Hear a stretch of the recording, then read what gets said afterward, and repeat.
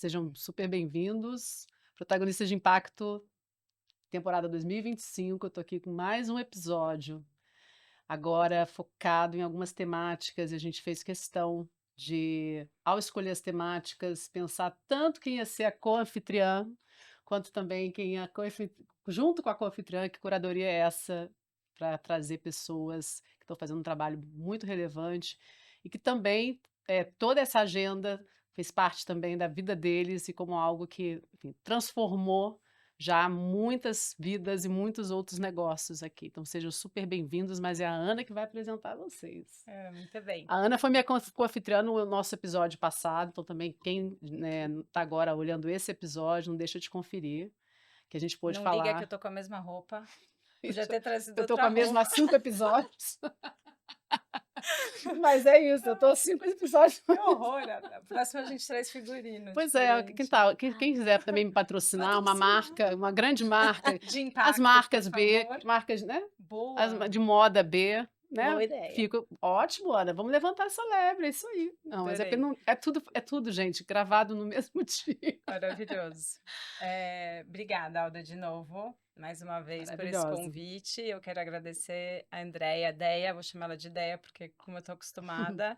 E o Gilberto é o Giba, não tem, né, não é Gilberto, Ninguém nunca me chama de foi. Gilberto. É o Giba.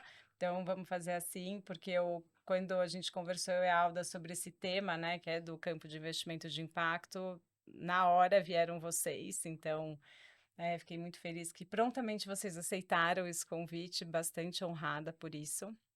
Então, acho que a ideia aqui hoje é a gente trazer um pouco desse panorama, né, para as pessoas conhecerem um pouco da história do campo do investimento de impacto, também por meio das trajetórias da Positive Ventures e da Vox Capital, mas também não só isso, porque eu sei que geralmente nesse campo a gente não faz só uma coisa, né? A gente faz isso, criou, né, duas grandes empresas, mas tem muitos outros, eu acho, intermediários desse ecossistema que eu sei que vocês estão envolvidos também, que pode ser super interessante trazer esse tipo de atuação também, que são, acho que tão relevantes quanto para a gente construir esse campo. E acho que para começar, o icebreaker, mais comumente no Brasil chamado como quebra-gelo, eu pensei em a gente pensar talvez em algum momento engraçado ou curioso para dividir. Alda, você quer participar do quebra-gelo? Deixa eu ver como é que eu me inspiro com os nossos participo. Então tá bom. Então, não sei qual de vocês gostaria de começar.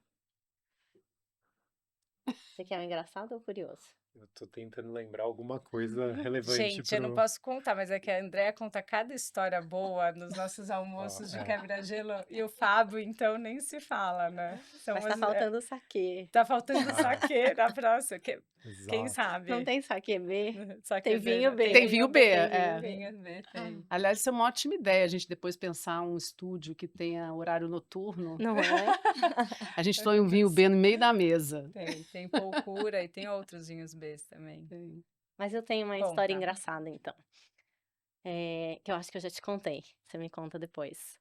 Mas um pouquinho antes da gente começar a Positive Ventures, a gente foi pra Índia, eu e o Fábio. E eu tava num momento super de olhar pra dentro, de repensar a vida. E aí, cheguei na Índia, fazia alguns anos que o meu pai tinha falecido, e eu escrevi uma carta pro meu pai, linda, de muitas páginas, super inspiradora, foi um momento super importante. E aí, fui andando pela Índia, ia pra uma cidade, ia pra outra, e nenhum lugar eu tinha vontade de deixar a carta. Eu falava, gente, meu pai ia odiar esse lugar, não tem nada a ver com ele. Aqui não vou conseguir nem queimar a carta, nem jogar no Ganges, nada. Aí, nos últimos dias de viagem, a gente foi para Rishikesh, que é um lugar mais tranquilo, o Ganges mais Tranquilo, limpo. não é exatamente, Um pouco melhor né? que Varanasi, mas assim, enfim. Falei, acho que chegou a hora de eu deixar a carta pro meu pai. Só que, aspas, eu fui pra Índia e eu fui assaltada em Paris, né, que era a nossa escala, um Nossa. dia antes, no dia do Natal, que eu tinha ido passar o Natal com a minha família. Roubaram todas as minhas malas, necessaire, remédio, tudo que tinha dentro. E aí eu tinha, assim, 3 horas até as lojas fecharem, porque era Natal, pra conseguir repor alguma coisa. Então, comprei o básico do básico e falei, não, vou chegar na Índia, né, já vou começar com esse despreendimento e vou ver como é viver na Índia.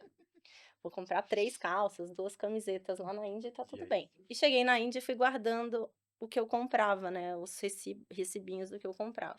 Coloquei no envelope e tal. E aí, chegou o final da viagem, entrei no Ganges, o Fábio filmando de longe, e eu lá inspirada, um gelo, menos 4 graus, eu de roupa, porque você não pode, né, você tem que entrar de roupa. Passava uma lata de não sei o que, eu não sei o que, e eu lá pensando no meu pai, e a carta indo embora na filmagem do Fábio que filmou escondido. Aí Posso falei, imaginar. nossa, foi muito especial. Cheguei no Brasil, falei, nossa, deixa eu ver quanto eu gastei. Eu tinha enviado todo o processo, o envelope com os Muito bom, recibos da Índia, muito em bom. vez de mandar a carta pro meu pai, que eu tenho até hoje. Sendo Mas forte, enfim, seu pai tem, né? depois disso a Não gente queria mesmo. decidiu Ele não lançar queria Post se separar. Ventures. Pois Maravilhosa. é, Um lado é bom que você Obrigada. ficou com a cara. fiquei com a carta. E não sei quem pagou a conta, mas Pois enfim. é, Boa. muito boa. Não, muito boa essa história. Eu tenho um fato, curioso, talvez que tem a ver com o campo. Eu, meu primeiro vestibular foi para jornalismo, curiosamente. Por pouco, uma curva da vida, eu não parei fazendo isso aqui Ó, profissionalmente.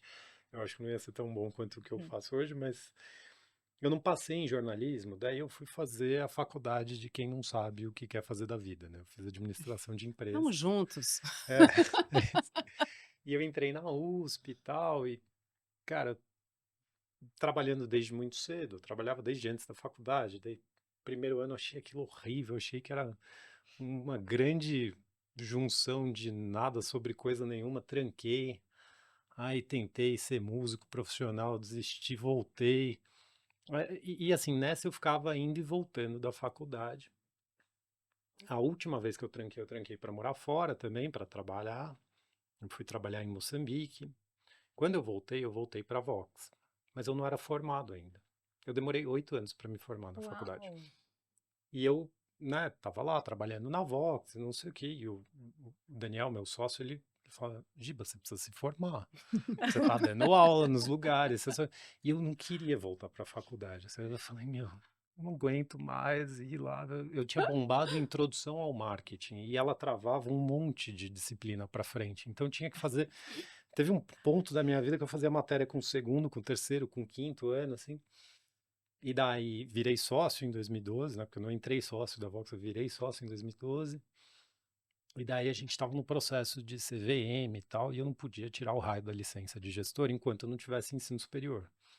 E daí o Daniel me proibia, assim, chegava a reunião, tal, não sei o quê, tava dando tipo 6,5, ele falou, você não vai pra faculdade? Ele foi tipo meu pai no começo da Vox, então eu só me formei hoje graças ao meu sócio e Em também administração. em administração.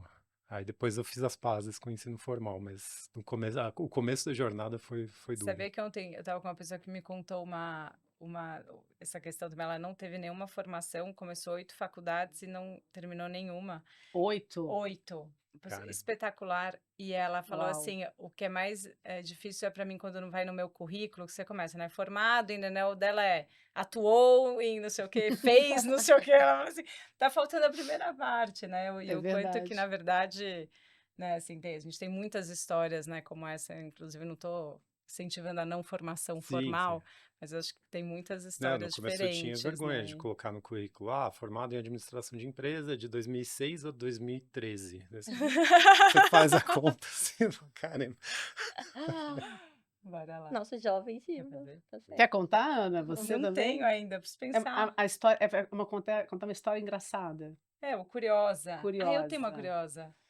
Não, Não eu sei tenho se uma, vai eu pegar tenho uma bem, mas bem eu tenho. engraçada, pelo menos foi engraçada viver a história. Mas não tem a ver comigo, tem a ver com a questão de bom senso social. Eu fui dar uma palestra em Curitiba, na BRF. Entrei no avião, estava na janela e tinha 2 pessoas. Um dos pontos da palestra era a questão toda da empatia, da colaboração. E algum motivo, e nada é por acaso, a vida te coloca numa situação que você tem que ter empatia, né? A pessoa que senta do meu lado tira o sapato. Nossa. Hum. Tava... Aí ele tira o sapato e tava um chulé insuportável. Eu peguei a minha Sharp e pus na boca para ver se pelo menos um pouco do perfume, mas gente, não deu. E eu falei, eu tô ficando enjoada. o avião taxiando na pista. Meia hora taxiando. Eu falei, gente, eu não vou chegar nessa palestra nunca, bem. Eu falei assim, dá licença, desculpa, mas você pode pôr o sapato de volta? Aí ele olhou para mim, ficou super sem graça. Ele achou estranho, né? Aí ele foi e colocou. Aí, de repente, a mulher dele chega e fala assim: vem cá, você tá incomodada? Por que você não muda de lugar? Aí eu falei assim, super tranquila. Eu virei e falei assim: sabe por que que eu não mudo de lugar? Porque eu peguei a reserva desse lugar aqui. E eu vou. Você não acha que é muita cara de pau uma pessoa que tem um chulé nesse nível tirar o sapato? Que exercício. Então, assim, eu tô contando essa história porque, assim, é tão surreal, e assim, e eu virei ela virou e falou assim: "Não, é um absurdo, não sei o quê", quase que soltei, falei: "Ainda tô fazendo um favor pra você. Você não deve ter nunca tido a coragem de falar pra ele o Eu chulé também. que ele tem". Mas eu tô te falando essa história, porque como eu fiquei impressionada, assim, como a gente se coloca numas situações, às vezes, e que a gente se cala, né, mas ao mesmo tempo, é uma situação que tinha tudo a ver com a palestra que eu ia dar. Eu quase cheguei lá na frente de 300 E pessoas e contou. contei a história. Acabei não contando porque ficou super Agora você tá espremido. contando para milhares. Então, aquela palestra, gente, eu vivi isso. A pessoa do chulé tá ouvindo agora, lembrando da Ou situação. seja, se você, né, vai viajar de avião, não tire o sapato. Maravilhosa.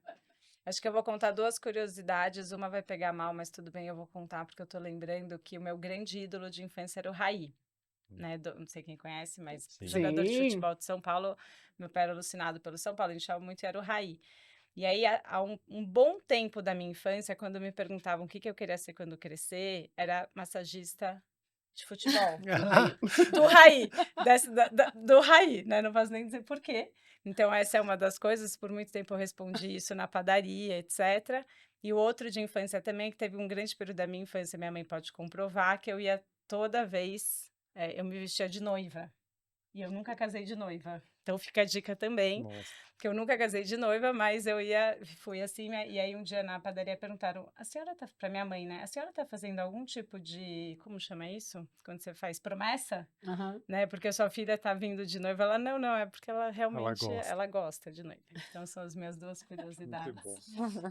Então vamos começar, aquecidos assim. Vamos. Giba, então começando com você, acho que para a gente começar a construir esse campo de impacto, eu queria entender um pouco como que foi esse em 2009, né, quando a Vox nasceu, era muito inicial, até onde eu sei, acho que foi uma das pioneiras, ou a pioneira, né, acho que lembro da Move também, talvez, se não sei se foi um pouco anterior, ou no mesmo Depois. período, ou um pouco depois, mas que também estava ali. Mas queria muito te ouvir como que foi esse nascimento, né? Quais foram, assim, as maiores barreiras naquele momento, se a gente pegar os 2, 3 primeiros anos, né? Foi a questão de atração do capital do investidor, tinha uma questão de convencimento, a construção do campo, foi tudo isso e mais um pouco. Se você pudesse trazer um pouquinho para a gente. Todas as anteriores. Todas as anteriores. Então, a história da Vox começa em 2009 e o uso do termo investimentos de impacto no Brasil também, mas eu acho que o campo como a gente conhece tem, talvez um grande fundador que é a Artemisia. Uhum. Né? A Artemisia, em 2004, trouxe para o Brasil o conceito de negócios, na época negócios sociais, depois virou negócio de impacto e tal. E a Vox, ela nasceu de uma fundadora da Artemisia, a Kelly. Né? Então, a Kelly, ela já vinha trabalhando com empreendedores que tinham um propósito para além de gerar lucro e já estava começando a ver esses empreendedores demandar um tipo diferente de capital que não existia na época. Aí o Antônio, que é o outro cofundador, que hoje não está mais conosco na Vox, né, ele se mudou para os Estados Unidos, ele passou por um programa de aceleração da Artemisia. Ele estava na época da faculdade fazendo TCC, ele queria montar um negócio que ele chamava de GDI, que era geração de impacto. Tinha um fundo com a família que fazia empréstimos para ONGs, mas ele estava rodando o mundo coletando depoimentos de empreendedores que tinham na missão impacto. Virou um Virou um documentário, filme, né? virou um novo capitalismo, tem no Netflix. Mas o Antônio estava passando por esse processo lá na Artemisia. E o Daniel Iso, que é o terceiro fundador e que até hoje é CEO da Vox, ele estava na carreira dele corporativa, ele trabalhava na Johnson e tal. Ele teve contato com esse campo de uma forma meio adjacente através da literatura do Stuart Hart, que é um Sim. teórico que ele pegou toda a teoria do pra ralar de fortuna na base da pirâmide e evoluiu, né? Ele falou, sim, existe uma fortuna na base da pirâmide desde que você faça isso através de processos inclusivos, né? Não só tratando a base da pirâmide como cliente, mas tratando como co-empreendedores das suas próprias soluções. E daí ele começou um negócio de cadeia de valor compartilhado na Johnson um pouco antes da crise de 2008. Quando veio a crise, assim, né, veio corte e tal, e o negócio dele morreu, e daí ele voltou lá para. Ele tinha um super capital político na Johnson, colocaram ele para. Se não me engano, acho que ele voltou para Sundown, tal, que era a marca de relevância, mas ele já estava num lugar que não era isso que ele queria fazer. Aí ele começou a fazer investimento anjo, né? Quer dizer, investimento, eu estou glorificando. Ele conheceu gente que estava empreendendo no campo e ele começou a dar dinheiro para essas pessoas. Foi meio que assim. E ele investiu num cara que é muito importante para o nosso campo até hoje, que é o Henrique Bussacos. Na época, o Henrique estava empreendendo um negócio chamado Tecorra, que era um negócio que juntava artesãos, né, e, assim, profissionais, pessoas que estão em situação de mais vulnerabilidade, incluindo numa cadeia de maior valor, tal. E o Henrique juntou as pessoas que investiram nele e contou a dificuldade que é empreender com propósito. Ele falou, cara, eu tenho uma boa formação, tenho um bom track record, tal, e eu quero competir com as outras empresas, eu quero atrair capital humano, eu não quero doação, eu quero ganhar escala, tal. E daí o Iso, ele falou que ele teve uma epifania aquele dia. Ele falou, cara, não tem uma oportunidade, uma necessidade de ter dinheiro para esse tipo de pessoa. E daí ele falou, pô, vou montar um fundo. Ele que nunca tinha trabalhado com finanças, tá? Ele vinha de marketing, tá? Vou montar um fundo de investimento em gente que nem o Henrique.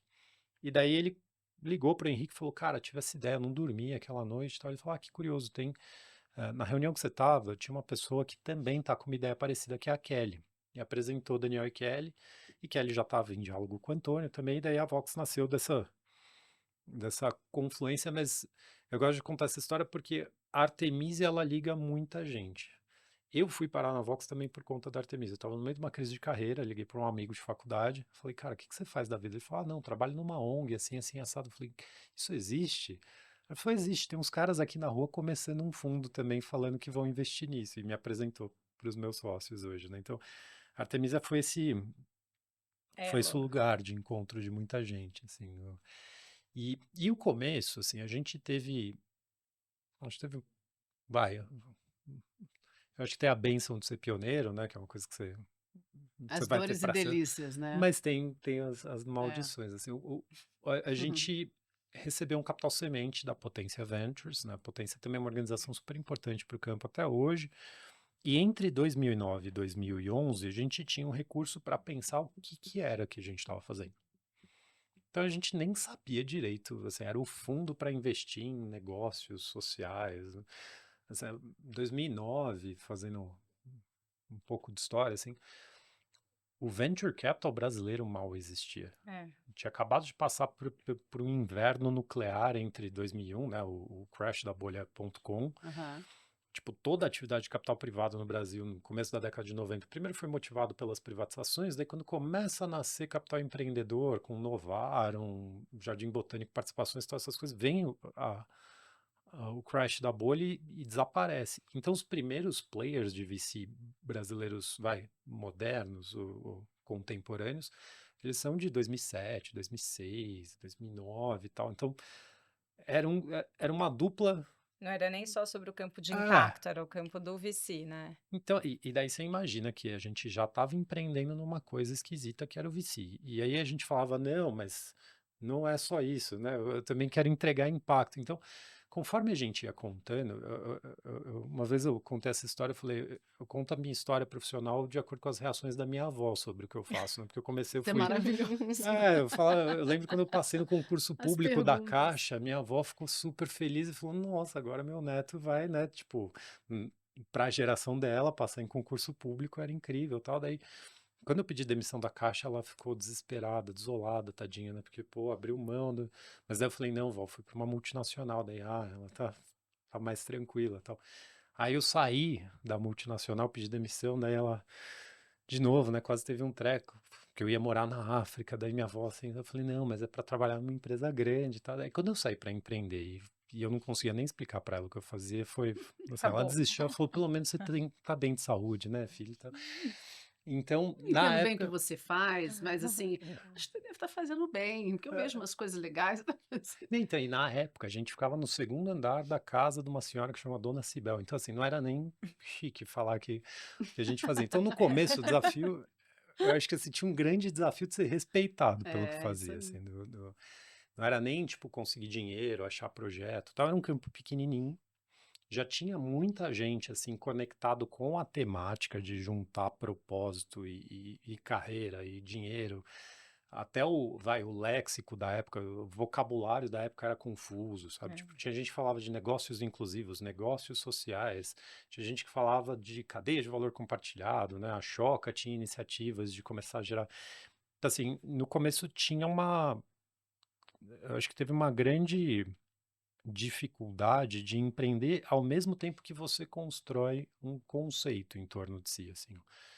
E, e, e eu acho que isso que tornou tão legal também a história, sabe? Porque não é sobre pegar um modelo que existe e falar, ah, não, sei lá, vou abrir uma granja de ovo orgânico, tá?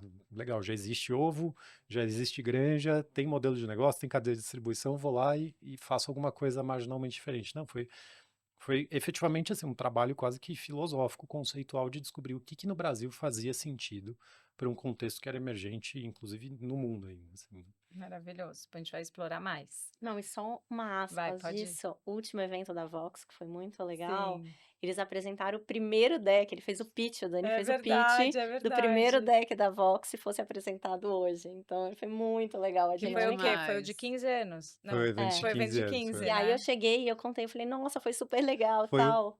foi o sogro dela que fez E o aí eu pitch. descobri que quem fez o primeiro pitch deles tinha sido Não o pai do Fábio, meu acredito. sócio e marido, que tinha sido, Ele é né, autor de advisor, um livro mentor. maravilhoso que É, chama Obrigado pelo que você não me falou. é. Ai, que Que é um livro Obrigada pela assim, informação que você não me exato. deu.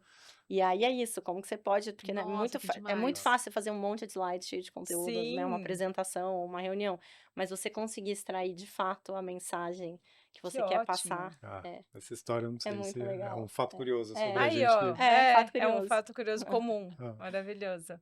Déia, passando um pouco para você, eu queria te ouvir primeiro que a André, né, amiga, conselheira, admiro demais, demais ela e a família toda que você criou. Então, eu tô, assim, emocionada de você estar aqui, a gente poder ter esses momentos juntos. Ah. Obrigada, Alda, porque a gente pode também ter momentos Não é? junto, porque hoje em A dia com gente a correria a gente não consegue nem mais estar junto, mas e então vamos aproveitar. ainda se atualizam sendo gravadas. Sendo Então, Não é? gravadas, exatamente. não, e honrar também a jornada Protagonistas de Impacto teve convidados ilustres, dentre eles, Andréia. Ah, gente, Muito eu vou bem. ficar emocionada, eu tô muito feliz.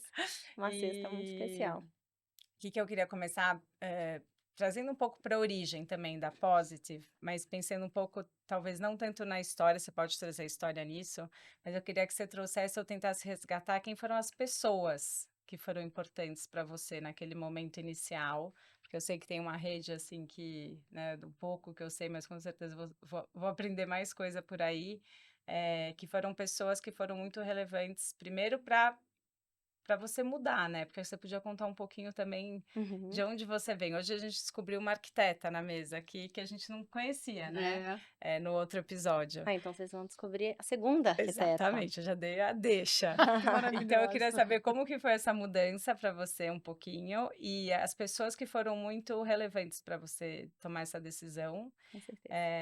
e também depois na constituição da própria Positive. Tá bom. Legal. Bom, parte delas está aqui, né? Mas acho que, para quem não sabe, a minha primeira formação foi em arquitetura e urbanismo. Eu sempre fui apaixonada pelo tema, era pequena, recortava jornal, pegava planta. E aí, quando eu fui mesmo empreender sendo uma arquiteta, eu descobri que eu gostava muito mais da parte de gestão, administração, finanças. E aí, e de sustentabilidade. Minha tese de formação na faculdade Tá. foi sobre sustentabilidade, na época era muito mais ambiental. E aí eu descobri que não tinha quase nada no Brasil e falei, não, eu preciso fazer um mestrado disso aqui. E fui para Espanha, lá tinha um mestrado que era economia e sustentabilidade.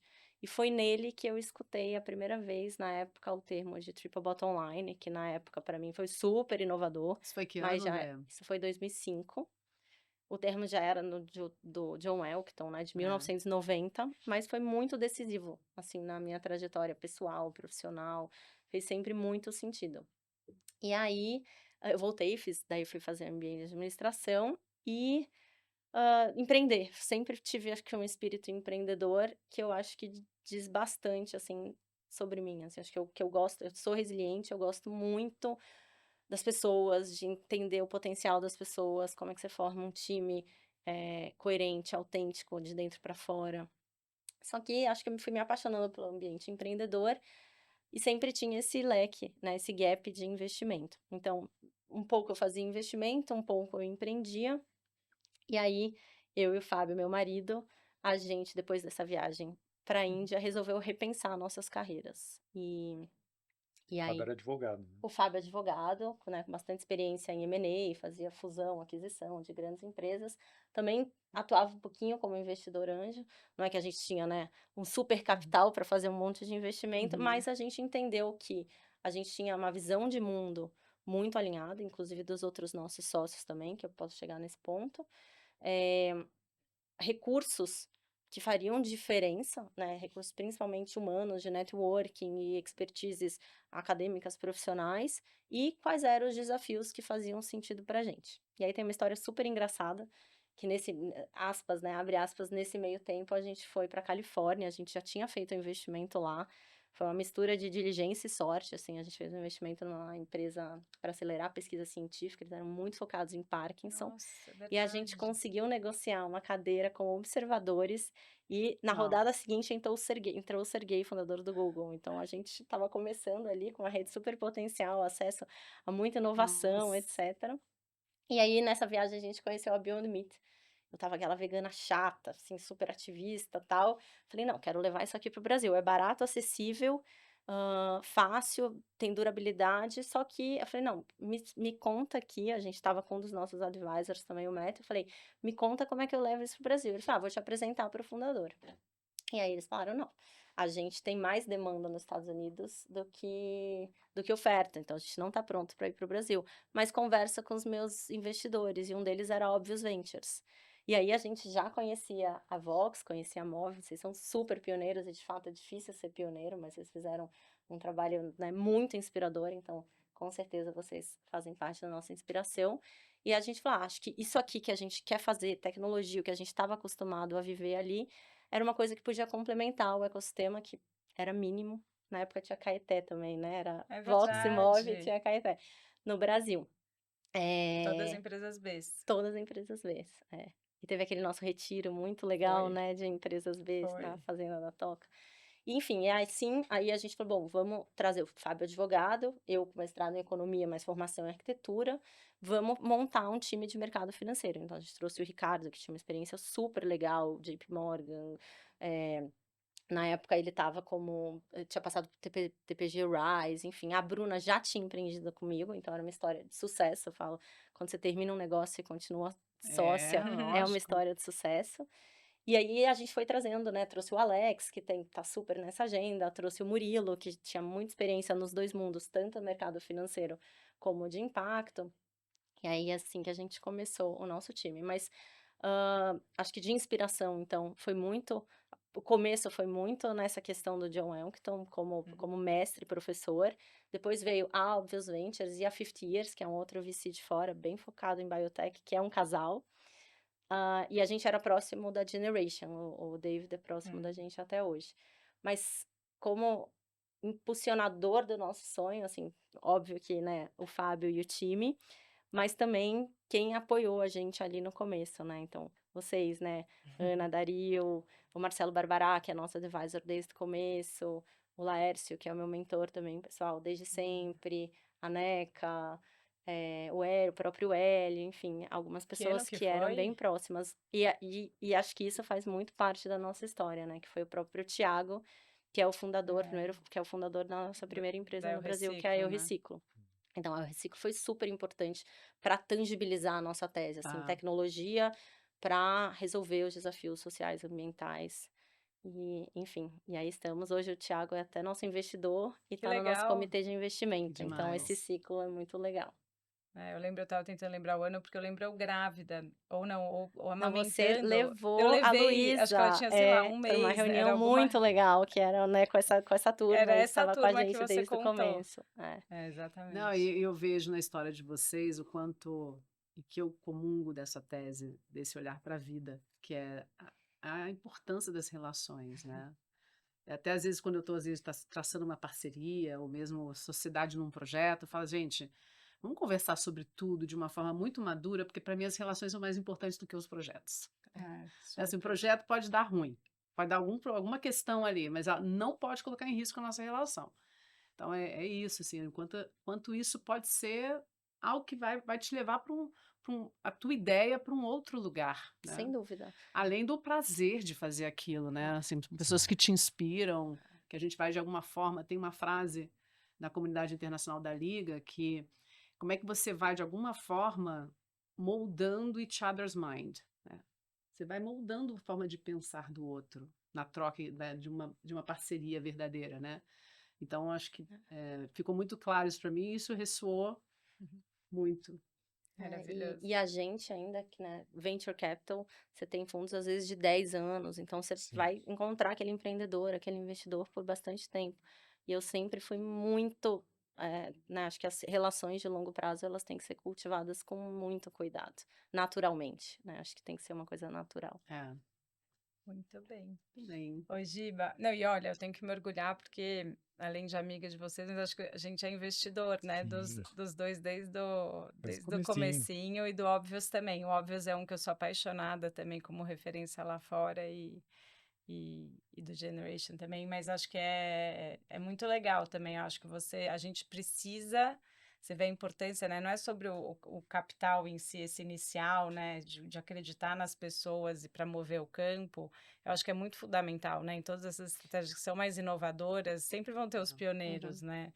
E eu vejo algumas gestoras mais tradicionais falar, ah, mas é o primeiro fundo deles? Ah, então não, eu não invisto em first fund, né? Em Sim. primeiro Tá. fundo. Gente, mas bom, então assim, né, sempre vai ter o primeiro. Exato. Não, eu vou começar pelo segundo filho, sabe? Não É, não dá. Verdade. Meu, se você não tem o primeiro filho, minha amiga, entendeu? Assim, outra coisa, né? E óbvio que a gente aprende muito sempre com o primeiro, né? Mas acho que é de uma riqueza e estar junto nesse aprendizado é maravilhoso, tendo do outro lado também, né? Como parceiros investidores. Então fica o convite. Mas, Giba, Você já quem viu, não né? Já virou conhece, é que agora profissional. eles não são mais primeiro fundo, estão longe disso, mas eu quero dizer, né? Acho que Mas a qualquer gente está nova sempre lançando a primeira estratégia, coisa nova, assim. quem é de vanguarda, acho que, né, como vocês são, sempre a gente está pensando em novos modelos, novos instrumentos financeiros, né? Outro dia a gente estava, vou deixar essa parte para os horizontes, né? Mas com a ONI do Adventure Sim. Finance, que traz muito Sim. algumas outras lógicas de investimento. Mas antes disso, da gente ir para o futuro, eu queria ouvir um pouco qual que é a percepção de sua sobre o campo, né? Assim, o quanto que amadureceu nesses últimos 15 anos, né? Ou a gente trazer um pouquinho da sua percepção com relação a esse assunto, né? O que foi e o que não foi ainda. Boa. Você fica à vontade também para contribuir, Alda também.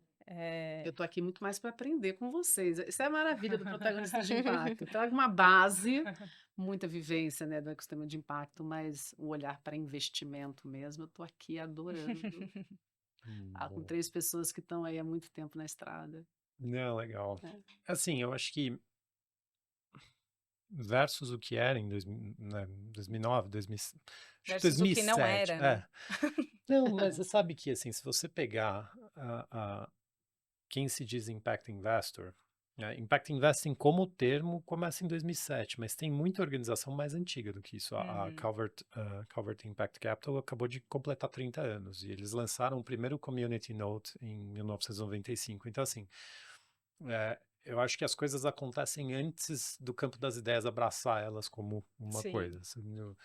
Então, assim, versus o que era essa ebulição de intenções, assim, evoluiu bastante. Eu acho que a gente, né, a gente era um bando de gente inconsequente e ingênua falando, né, tipo, nunca vi no mercado financeiro, ideia, Ousados. é, Eu ia ousado. dizer, mais Ousados. inquieto do que É, inconsequente, né?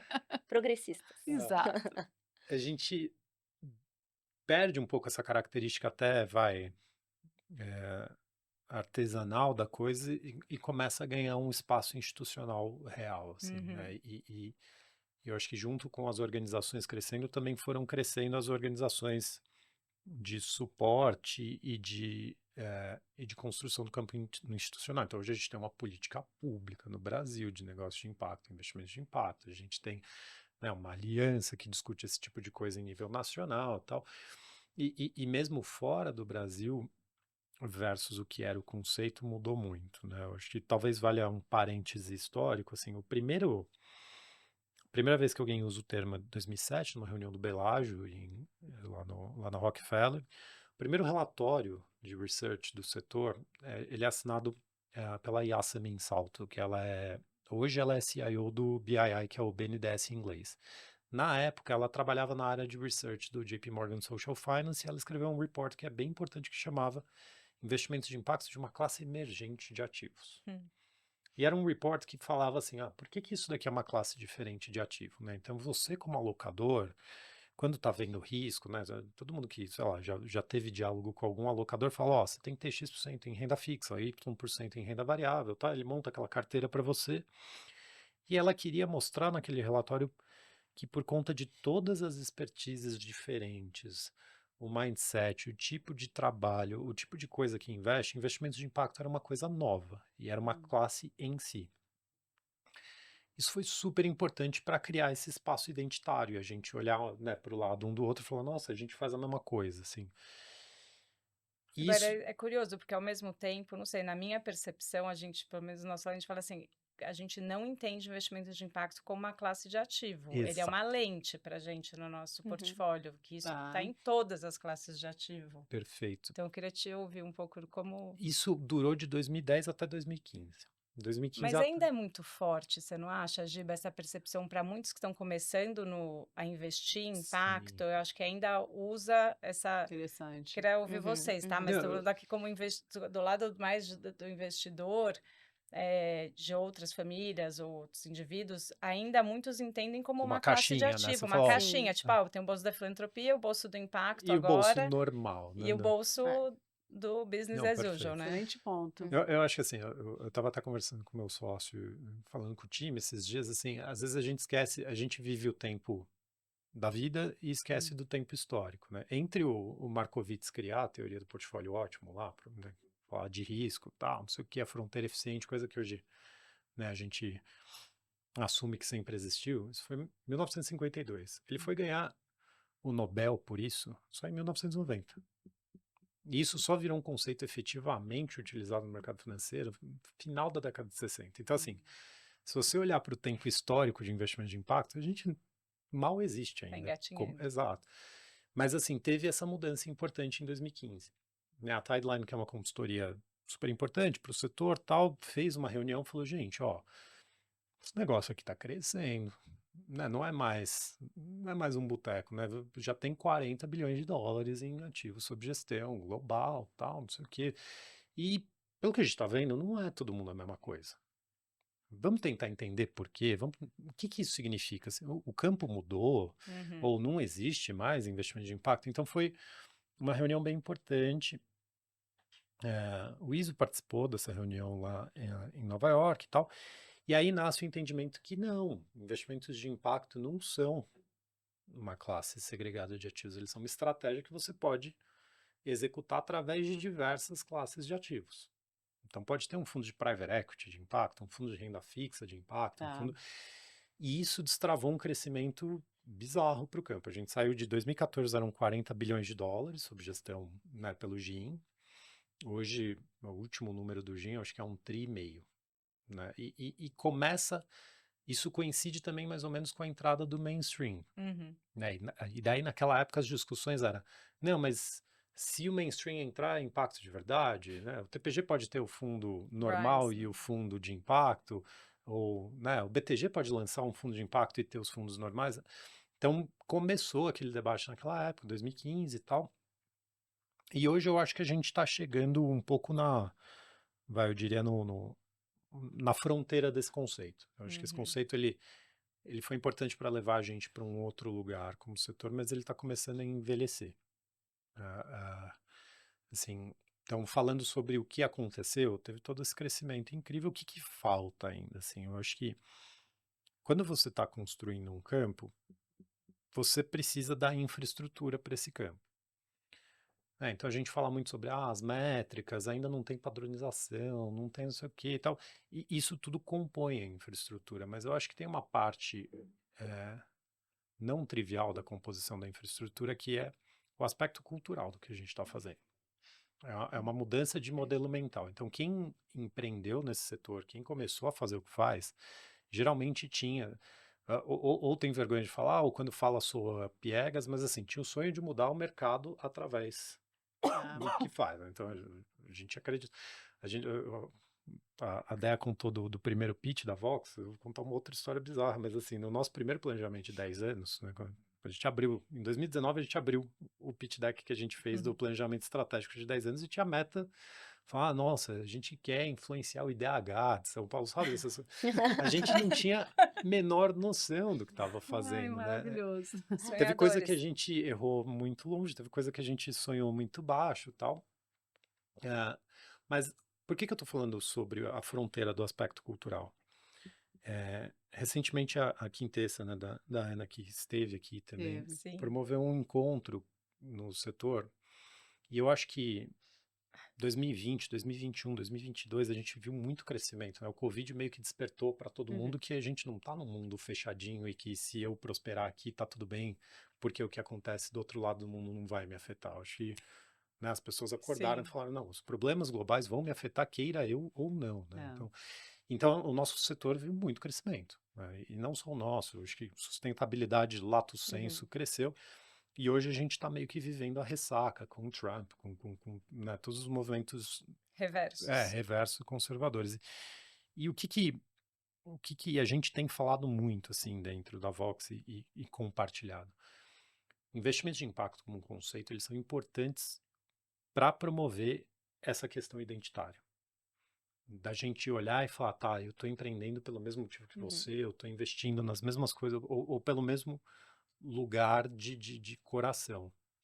Mas, quando a gente chama o que a gente faz de impacto, a gente está criando uma caixinha que permite o que não é de impacto existir.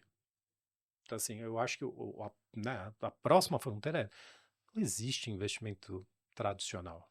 Tudo que você faz tem alguma consequência. O que existe, eu acho que a grande diferença entre investidores de impacto e investidores tradicionais é assim, você tem gente que se importa com o que o dinheiro faz depois que ele sai da sua conta, e tem gente que não se importa. Sim.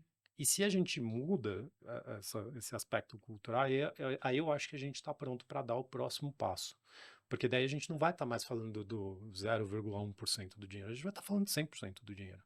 E ao falar de 100% do dinheiro, você consegue fazer investimento de infraestrutura. Então, assim, medir impacto é caro? É caro. Sai mais caro, assim. Um fundo tradicional, ele tem que pagar auditor, ele tem que pagar...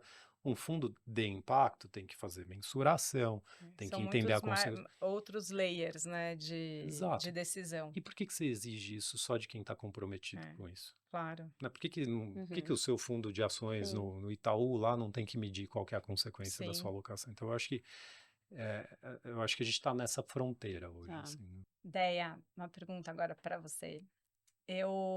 Outro dia eu ouvi um dado, acho que foi ontem, inclusive, de que só 6% dos investimentos que a gente faz hoje, atualmente, de VC vocês devem ter se dado melhor que eu, se eu estiver falando besteira, vocês me corrigem, mas é que são direcionados para empresas sustentáveis, que têm soluções ambientais ou sociais relevantes. Então, né, uma parcela super pequena no campo de VC. Eu queria ouvir um pouco de você, como que você tem visto hoje, né? Como está esse campo, os investidores institucionais, como eles estão olhando para isso, as famílias, né? Assim, mudou muito o papo quando você vai conversar ou fazer captação. O que que você tem sentido hoje? É, E se tem alguma diferença também, não sei, dos internacionais aqui para o campo no Brasil? Porque vocês têm investidores externos também, né? A gente tem a maioria brasileiro, mas a Tá. gente tem alguns América Latina, Europa, Estados Unidos.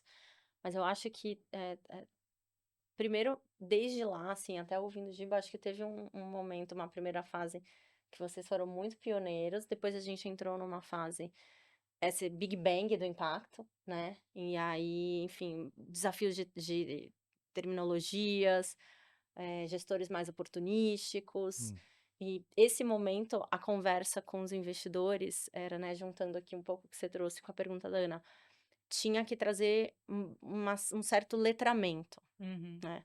Eu acho que hoje os players que ficaram foram os sérios, quem estava comprometido a longo prazo.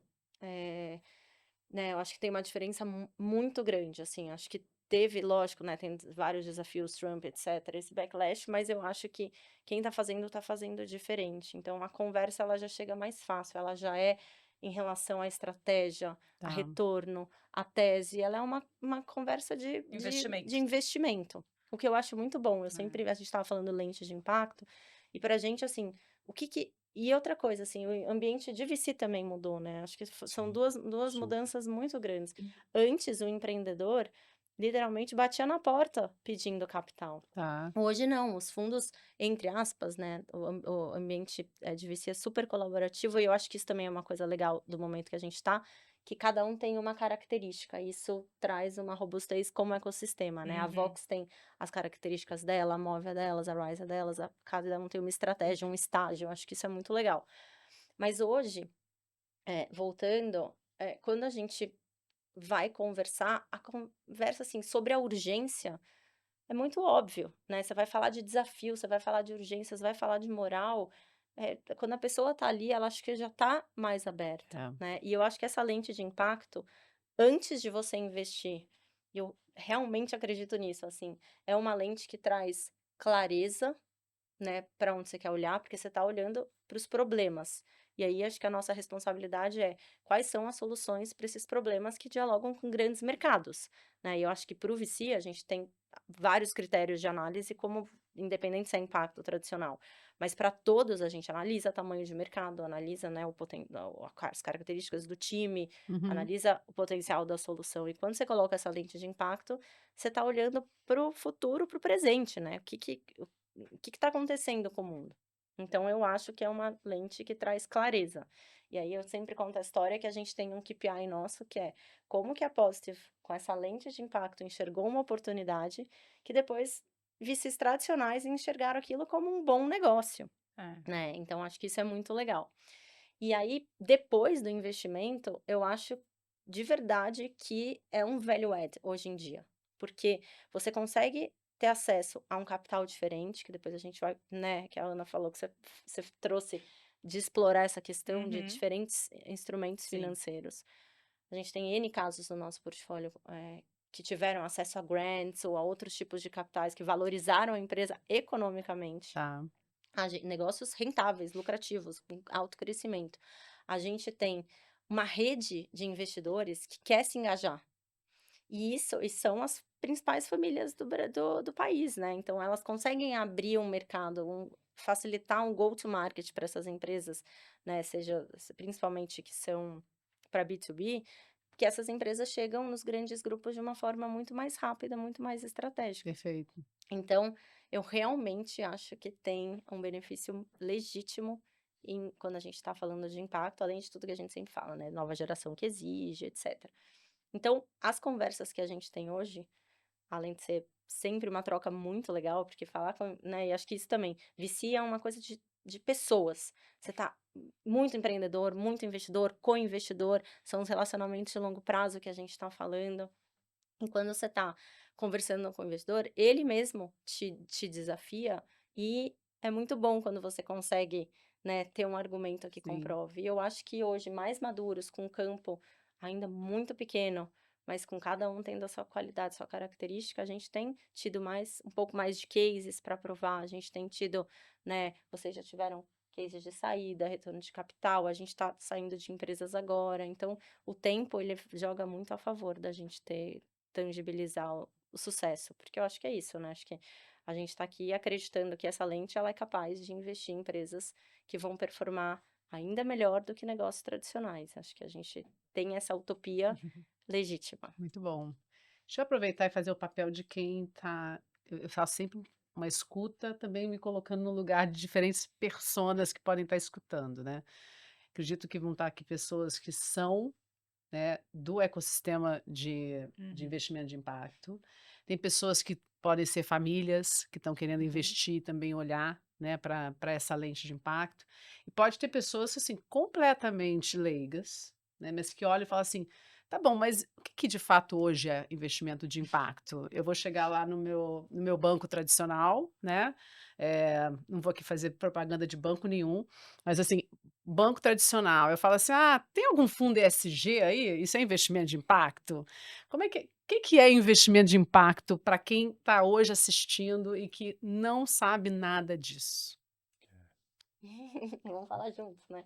Bom, são os investimentos, negócios que, além de retorno, além de crescimento, de retorno financeiro, eles resolvem desafios sociais e ambientais relevantes, né? E aí a gente tem um espectro disso. Tem uns negócios que são focados em menos beneficiários, que não são os que vão receber capital de venture capital, né? Porque a Vox hoje é uma plataforma super bem estruturada em várias casas, depois você conta, mas vocês começaram fazendo venture capital, né? Assim, a gente é focado em VC também, e a gente investe em negócios que podem crescer muito num determinado período de tempo. Então, né, várias empresas de tecnologia, por exemplo, Google, Microsoft, Apple, etc., no passado receberam capital de um venture capital, né? Então, Perfeito. são negócios que vão crescer em escala, e aí tecnologia e inovação são muito importantes para isso. Eu acho que para a Bom, pessoa que está falando com o assessor de investimento, com o gerente de banco, é uma diferença entre o ESG, que talvez seja um termo mais, talvez, presente na vida das pessoas, e o investimento de impacto, é que o investimento de impacto ele parte de uma preocupação com o que você está resolvendo, sabe? Com o que a empresa está fazendo. O ESG, ele está muito preocupado com o como você chega nessa solução. Então existem empresas com impactos incríveis e práticas super nocivas de negócio. Então, né, é quase como tem um professor do INSPER que ele escreveu um artigo chamado a escada da transformação, uma coisa assim. Eu acho que uma empresa de impacto ela tem que ter sim boas práticas ESG, porque não adianta você perfeito. consertar o mundo com a mão direita e quebrar com a mão esquerda, né? Então o ESG está preocupado com essas práticas e tem empresas com excelentes práticas de negócios, sem controvérsias, cujos core business, né, cujos negócios principais são nocivos para o planeta. Então o ESG um investimento puramente ESG, ele está mais preocupado com a prática de negócio e muito sob uma ótica de risco, do tipo, olha, eu não quero investir numa empresa que tem uma prática ambiental ruim, porque isso pode virar uma multa, eu não quero investir numa empresa que tem controvérsia na força de trabalho, porque isso pode, né, gerar uma perda no valor patrimonial. Então, é uma progressão. Se você quer, com o seu dinheiro, fazer transformação, você vai procurar investimento de impacto. Você fala, não, quero investir em coisas que estão resolvendo problemas, como No que a seu Déia ok, falou. né? E Exato. não só no seu como, Não só no né? como. Muito bom. Acho que a gente tinha essa perspectiva com as empresas Bs, né? E tem até hoje, mas você tem É, empresas Bs onde o impacto dela está no como é. ela Uhum. faz, né? Então, acho que o grande exemplo que a gente tem é a Natura, mas tem muitas outras, a própria Patagônia, é o no como ela faz, Super. né? E não no o quê, não é vendendo mais roupa ou mais cosmético, né? E você tem empresas que no o que ela entrega geralmente saúde, educação, né? Microcrédito, finanças, etc., que aí é no próprio É. core, né, do Uhum. negócio, é no o quê? Ou energias renováveis, assim por diante. Uma coisa que eu queria trazer nessa perspectiva e que para a gente foi um aprendizado e que acho que tem muito a ver com vocês, é que também não basta você, para mim, tá? Pelo menos falando aqui super pessoalmente, da minha reflexão, você investir numa gestora ou num banco que tem um fundo de impacto ESG, mas que tem a sua governança, suas práticas, a sua gestão completamente desalinhados ou não integralmente alinhadas ao impacto positivo. Porque para mim, enquanto, né, um olhar mais do investidor, é muito mais importante você, para mim, né, ter muita confiança em quem está ali, né, do ponto de vista da gestora ou do banco, Importante. do que efetivamente do produto que ela está te vendendo ou te oferecendo, Uhum. né? Porque eu acho que é bastante falta de integridade. Então, claro, né, tendo a oportunidade de acessar os melhores gestores do ponto de vista de integridade, do como estão fazendo, como são vocês dois que estão aqui na mesa, para mim é muito melhor do que você estar dentro de uma gestora ou de um banco onde, né, Até eles tem. só têm um produto, até tem, eu tenho uma coisa Ah, para te oferecer aqui, peraí, deixa eu te procurar. E é muito Tá isso, eu bom, e aí você percebo. acha lá o fundo, né, com essa característica, mas acho que a gente tem que estar atento a isso enquanto investidor, né? E aproveitando também, ainda na lógica de que a gente está falando com diferentes bolsos também, então, no caso de Vox e Positive, vocês têm possibilidades de pessoas investirem em níveis, Tickets. tickets menores? Na Vox tem, né, que é Tá. um pouco o que a Dé comentou. A gente nasceu como uma gestora de venture capital. Hoje ainda 80% do que eu tenho sob gestão são fundos de venture capital.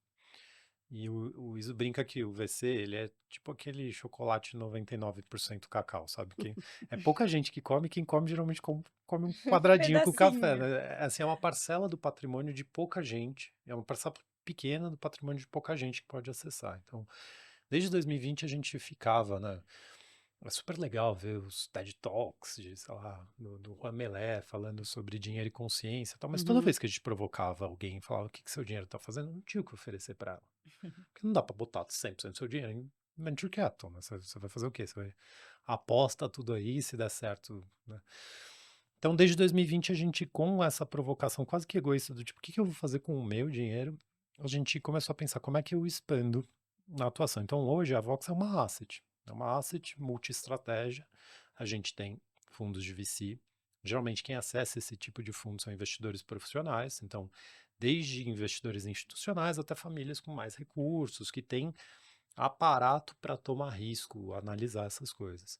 Mas a gente também tem, no outro extremo, no outro espectro, fundos de renda fixa. A gente tem um fundo que chama Vox Desenvolvimento Sustentável, que está disponível em várias plataformas. Tem Inter, Ion, BTG, C6, Nubank agora. Você vai encontrar ele em vários lugares. Você pode fazer seu primeiro investimento de impacto com R$ 100. Tá. Né? Então, esse fundo ele tem liquidez em 6 dias.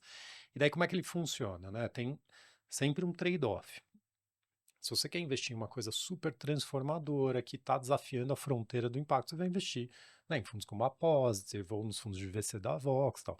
Se você precisa desse dinheiro, né, seu dinheiro de reserva, coisa assim, você vai trocar talvez a profundidade do impacto que você está perseguindo por liquidez. Então, neste fundo a gente compra títulos de crédito de empresas que negociam esses títulos em mercados organizados, Tá. com alta qualidade de risco, né? Então, só empresa AAA e tal. Mas daí a gente olha para esses emissores sob a ótica de onde vem a receita dessas empresas. Quais dessas empresas estão contribuindo ativamente para resolver problemas da Agenda 2030 da ONU, né? Das submetas do Uhum. desenvolvimento sustentável da ONU. Tá. São mais ou menos 400, 500 negócios que têm dívida negociada, daí dessa galera sobra pouca gente. Sei lá, sobra uma centena, perto de uma centena. E daí a gente exclui todo mundo que tem prática controversa de negócio, ou seja, né? Então depois que eu fiz esse olhar para o positivo, eu excluo a partir do olhar negativo. Então é um fundo que tem sempre aí 20, 25 negócios investidos na carteira, e você pode entrar e sair quando você quiser. Acho que no mercado o termo risco e retorno perdurou muito tempo, e aí a gente chega com uma lente nova que é de impacto, né? E aí o venture capital ele tem um potencial de alto retorno, mas também tem um risco maior. Então, ele é, por regulação, ele é exclusivo a investidores profissionais que, teoricamente, são quem entendem um pouco mais do risco que eles estão tomando. E é isso, a gente tem que desmitificar, né, algumas questões assim, não, tantos termos, não, tá bom, vamos tentar a partir desses canais abertos, né, mais pessoas também entendam. E eu acho que a visão social, né, do venture capital é um pouco fomentar inovação e tecnologia, Sim. né? Acho que Importantíssimo. no geral, assim, não só de impacto, mas no geral. Muito bom. Queria ouvir um pouco as reflexões de vocês, né? Eu também tenho percebido nesses anos do desenvolvimento do campo que nem tudo dá para a gente encaixar, né? Não são todos os negócios de impacto que encaixam num track, né, num caminho do investimento de impacto, do VC de impacto. Porque quando a gente está falando do VC de impacto, ele pressupõe uma lógica de um crescimento acelerado, de uma saída, né, num curto prazo. E eu mesma, assim, vendo muitos negócios que são de impacto e que deveriam ter a razão de existir enquanto negócio, não cabem, né, no instrumento, ou no caminho, ou nessa classe de ativo do VC de impacto, né?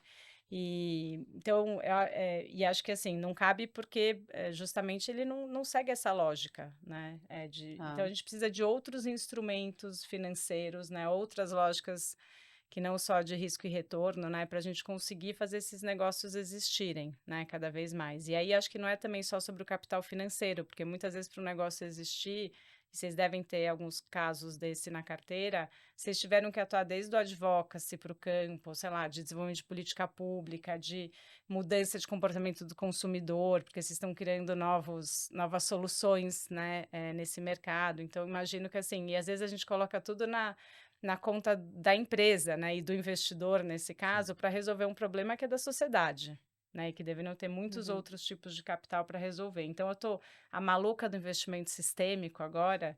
É o termo da moda. Tudo bem, não vou trazer mais um tema agora, nem mais um termo, mas o Dari falou, não aguento mais você falar desse assunto, mas de qualquer forma, eu queria muito ouvir vocês na prática, assim, algumas experiências onde vocês tiveram, podem trazer nomes de empresa, não sei o quanto pode ou não, mas o que Pode, à vocês podem vontade. trazer de... Não, mas do lado deles, do fundo de... Não Ah, sei. sim, eu só tô dando a Mas liberdade sem que é uma visão sistêmica. a sensibilidade de vocês para dizer um pouco alguns exemplos ou casos onde vocês viram isso, sabe? O nosso capital do VC só ele não vai dar conta do problema que a gente tem que resolver, né? E Perfeito. quais foram os outros instrumentos que vocês encontraram? Essa ideia quer começar? Sim, sem dúvida. E eu acho que é tão difícil, né, o empreendedor chegar lá, te apresenta um sonho, uma solução que vai resolver, sei lá, alguma coisa com profundidade, né? Talvez o mais nichado, o beneficiário, o grupo de beneficiários é menor, mas com impacto profundo. Mas por isso que eu acho que tem esse espectro de investimento que possibilita para cada um, né? E eu acho que é um feedback muito importante nosso, como Venture Capital, falar isso para o empreendedor. Falar, olha, eu não sou o capital adequado para você. Acho que o capital adequado para você é outro. Se vai ser um blended, se vai ser um crédito, se vai ser um grant, enfim. Mas, Tem esse tipo de conversa? eu acho que é uma responsabilidade, sim, Legal. né? Eu acho que é o mínimo que a gente pode fazer é dar um feedback, inclusive falar, olha, Ótimo. seu negócio não vai dar certo, tipo, muda, falta isso, ou, né? Acho que Ou não vai dar certo ou se não você vai. quiser esse tipo de Exato, investimento, né? exato. Mas aí, o que que eu vejo, tá? Há uns anos atrás, eu queria muito me distanciar da questão de filantropia, não como pessoa física, mas como Positive Ventures, no Negócio. sentido de não causar mais confusões, de não ser, olha, isso aqui é uma filantropia diferente. Então, eu tentava absorver muito mais de uma linguagem, um comportamento, exemplos de um mercado financeiro.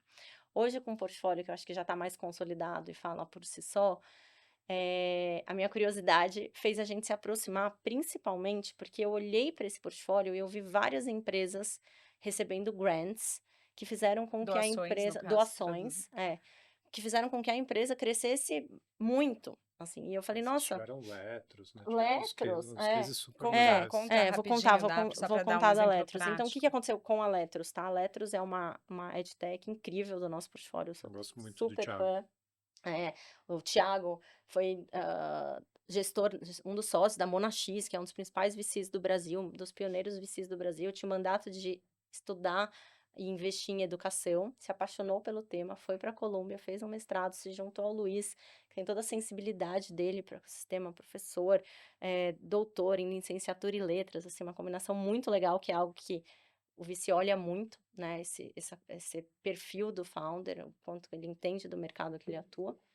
E aí, eles criaram uma solução para reduzir o gap, para letrar o país, né? A gente tem 89% dos jovens não letrados, é o analfabetismo funcional. Então, eles conseguem ler um texto, mas não conseguem interpretar o que está escrito. Isso gera uma série de desafios, né? Entrevista de trabalho, não consegue votar, etc.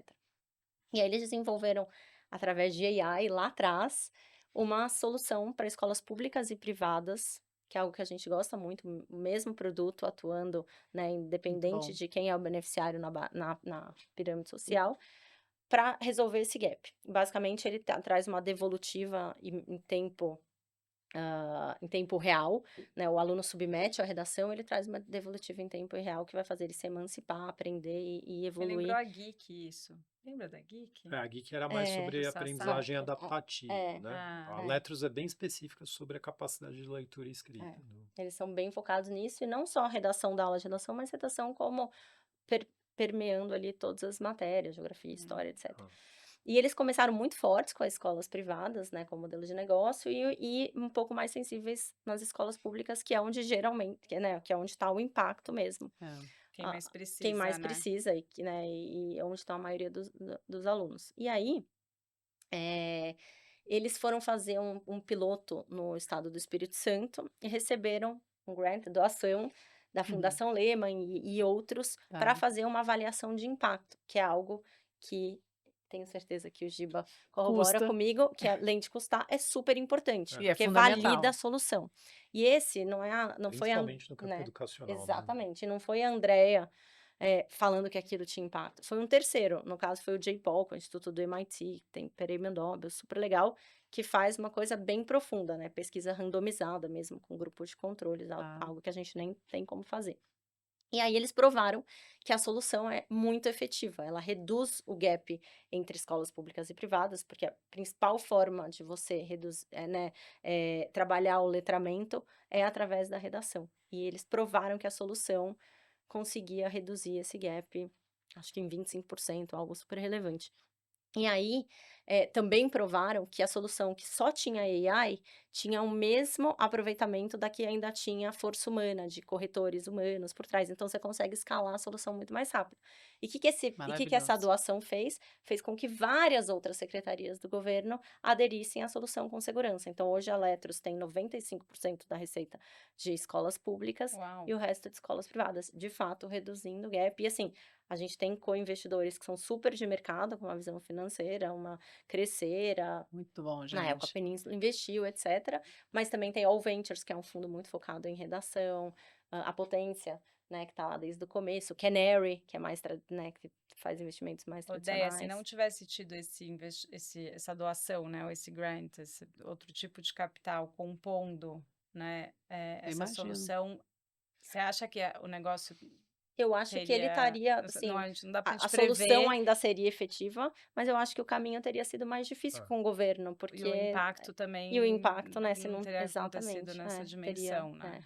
Então é um caso muito É, legal. E aí quando eu muito vi bom isso, exemplo. aí eu falei: "Gente, eu preciso me aproximar das fundações", porque eu como fundo de impacto, sou eu que devia falar aqui para todo Super. mundo, Total. né. Isso aconteceu com várias outras empresas de clima, principalmente, né, a gente tem uma tese cross-border no que é ambiental, então o que é social, a gente olha muito Brasil, né, e outros países de América Latina, mas o que é ambiental a gente entende como, o clima não tem CPF, né, então a gente É. fica confortável em importar negócios de fora que nascem para resolver desafios climáticos, para atuarem no Brasil, né, e aí é muito legal, porque essa rede se engaja, esses negócios a gente já fez isso com N empresas do nosso portfólio. E aí, essas empresas, principalmente lá fora, já receberam muitos grants importantes, assim. E aí, nas minhas conversas com as fundações, que a gente estava conversando de investidores, acho que, né, no início, vocês devem ter passado por isso também, foi muito family and friends. Uhum. Depois veio uns single family offices, né, uns investidores mais sofisticados. E aí, depois, investidores puxando seus multifamily offices. Então, depois entram, né, os multifamily offices mais institucionais, trazendo mais robustez, mais diligência.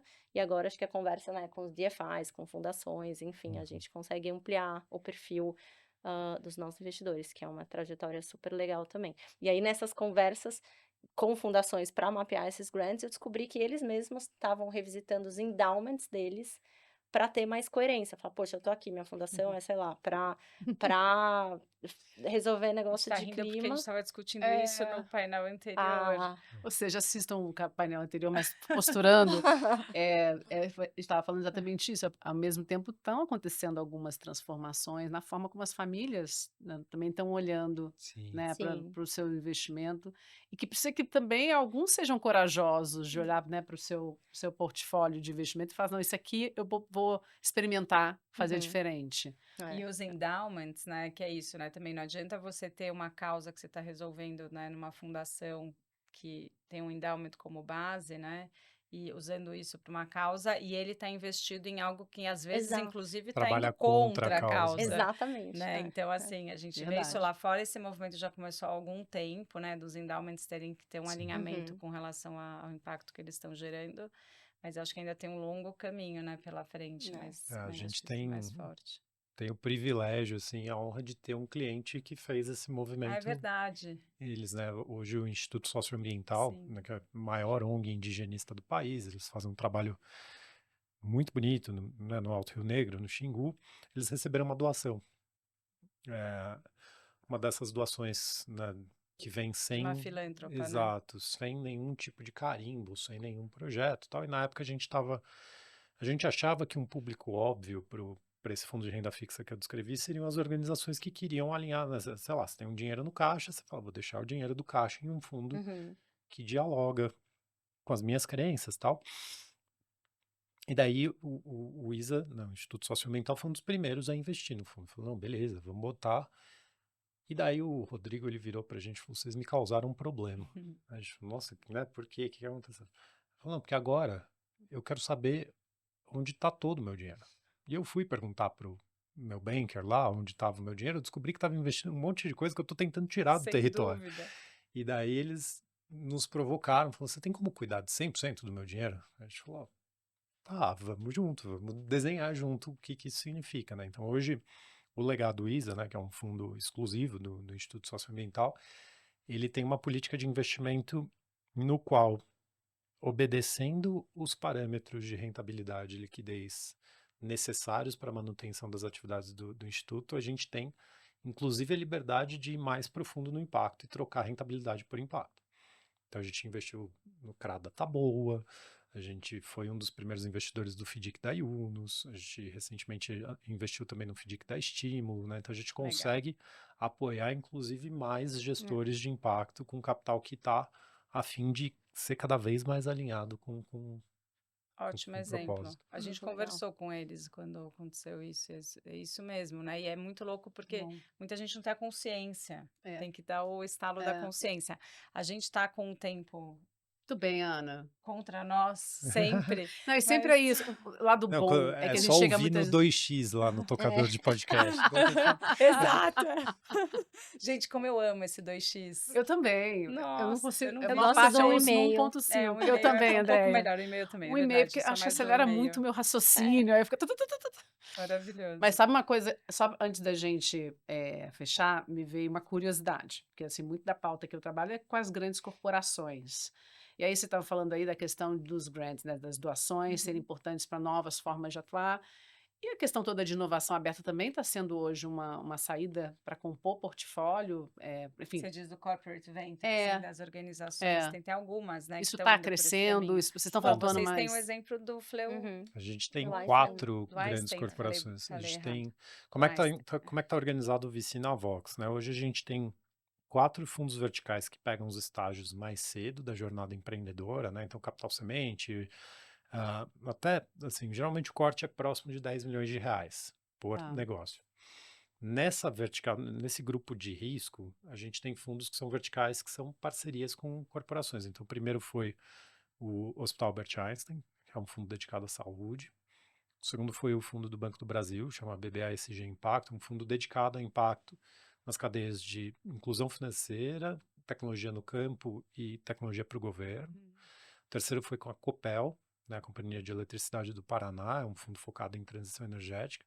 E o quarto e mais recente é o da Natura, né, o Natura Ventures, ele tem um olhar para regeneração, circularidade e sustentabilidade na cadeia do varejo como um todo, né?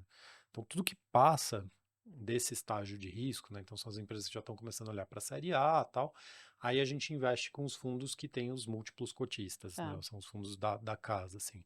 Mas corporações são super importantes, inclusive são investidores importantes. O Einstein, antes de lançar o próprio fundo, já era cotista de um fundo da Vox. Então é uma janela, assim, o VC mesmo que você não tenha a sua área de inovação, acaba sendo uma janela de entrada Uhum. para tomar contato com novos modelos de negócio, aprender outras formas de pensar a avaliação, assim.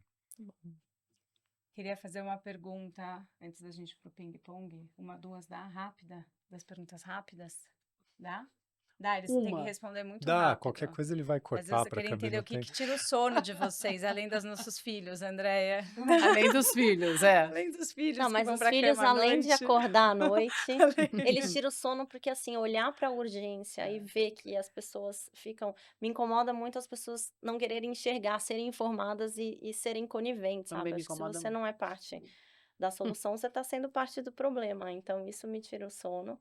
Acho que, assim, a gente que é bem foco VC, com certeza o cenário macroeconômico, né, é um desafio, né, num país onde de rentista, né, acho que e daí você prejudica exatamente essa falta de incentivo para inovação e tecnologia. É, mas acho que é isso, assim, essa falta de urgência e esse movimento de cultura que a gente tem que mudar, de comportamento, né, enfim. Muito bom. E você, Gipa? Ah, eu sou meio monotemático, assim, né? Faz 15 anos que eu faço o que eu faço, eu sou meio obsessivo com o meu negócio. Então, geralmente, quando eu me pego não conseguindo dormir, é porque eu tive alguma ideia, tenho alguma preocupação, alguma forma de resolver alguma barreira que eu tenho enfrentado. Acho que mais recentemente, o principal tema que tem permeado minha vida assim, é a questão climática e o papel do É. Brasil nessa questão. Então, a gente tem feito muita coisa na Vox, mas às vezes dá medo de não dar tempo, assim, sabe? Pode puxar, né? Então vamos pro ping-pong? É triste porque tá acabando quando chega no ping-pong. Então vai. Então, Dé, você É uma começa, cesta tá? entre amigos. É, Sim. exato. Vai fazer todas delas, depois todas as minhas. Não, vamos fazer um. Tá. Não, Ping quero pong. ver Vixe, agora. certo. Isso, é. Uma frase que marcou sua vida.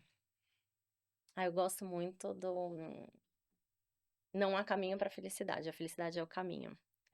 Que acho que a gente está mais presente, mais atento.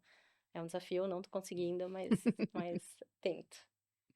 Eu gosto da necessidade é a mãe da criatividade. Eu acho, é do Platão, sei lá, não sei de quem que é, mas diz muito sobre inovação e empreender. Nos impulsiona, né? Um livro, gente.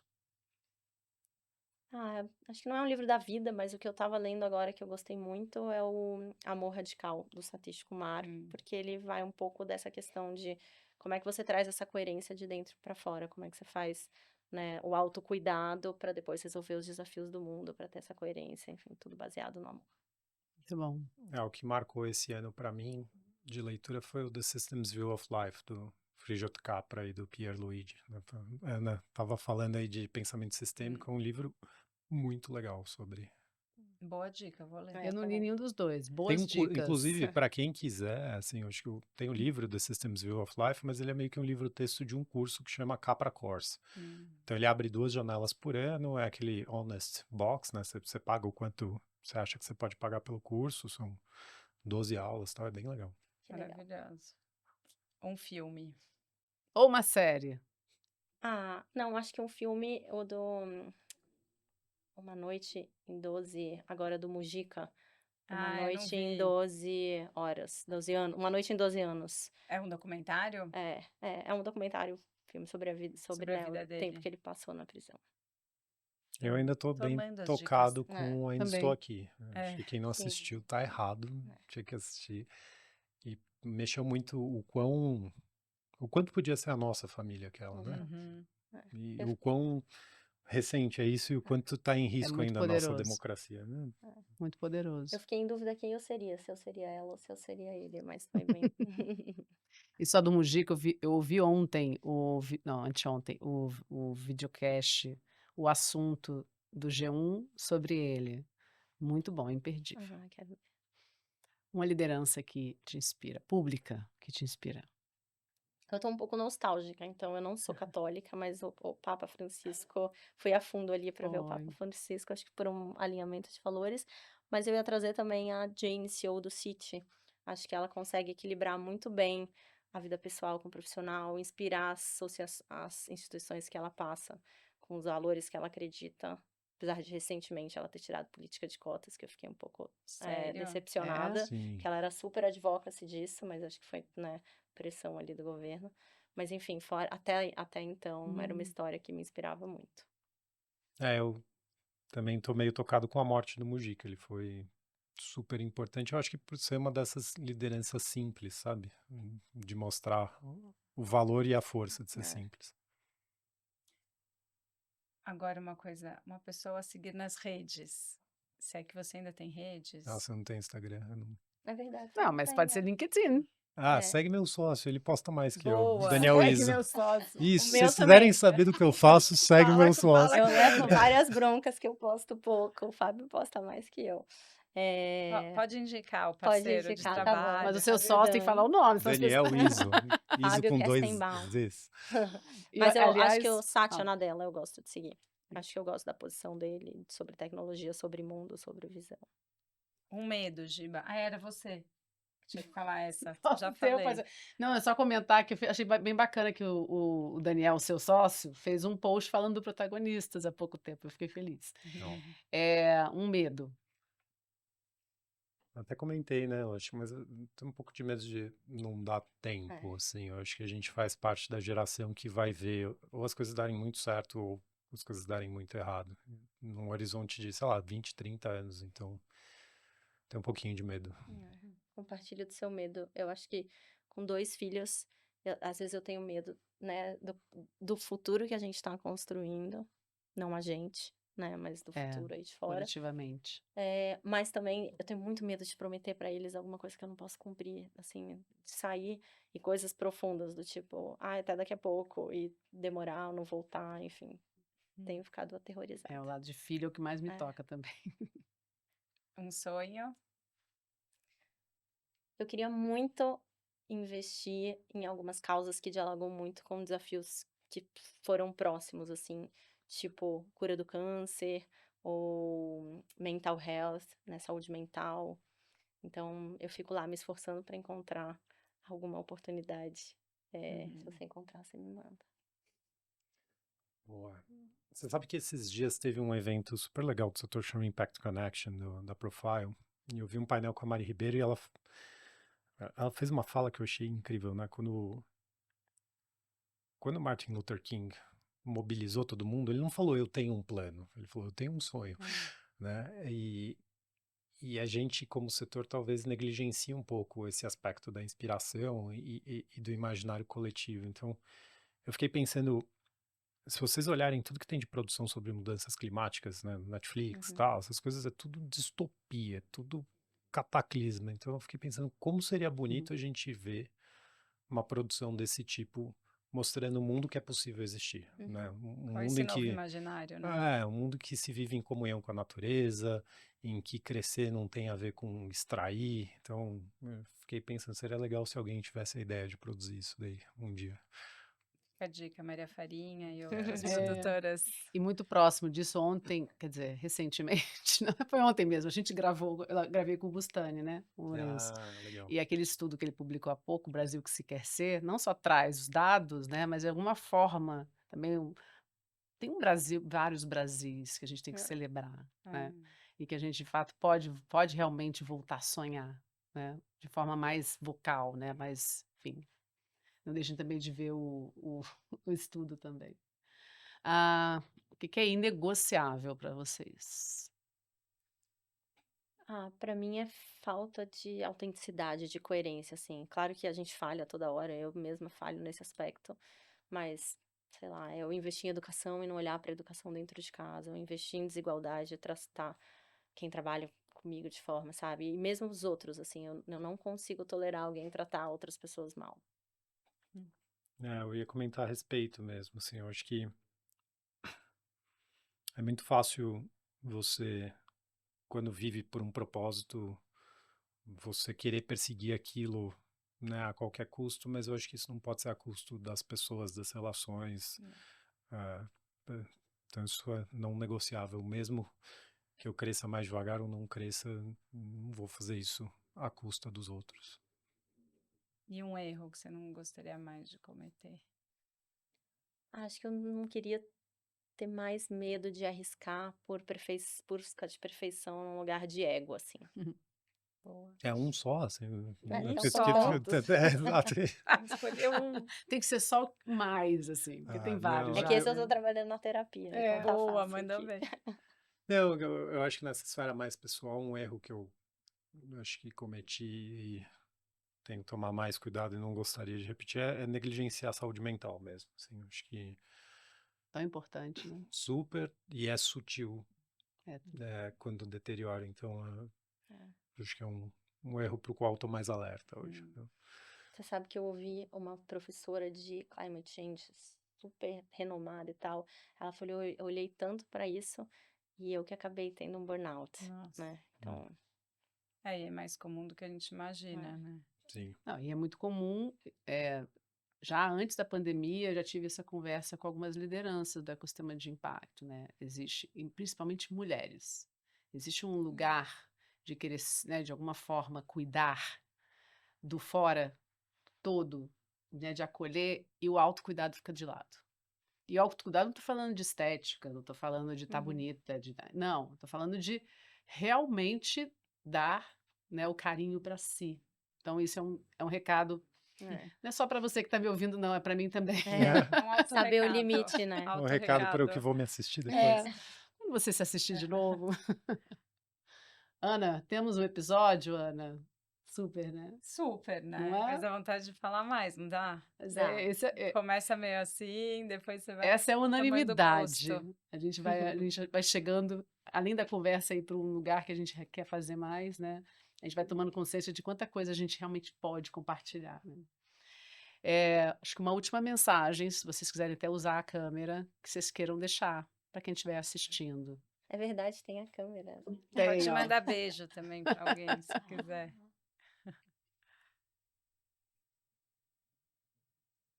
Eu acho que a gente tem que fazer as coisas em coalizão, né?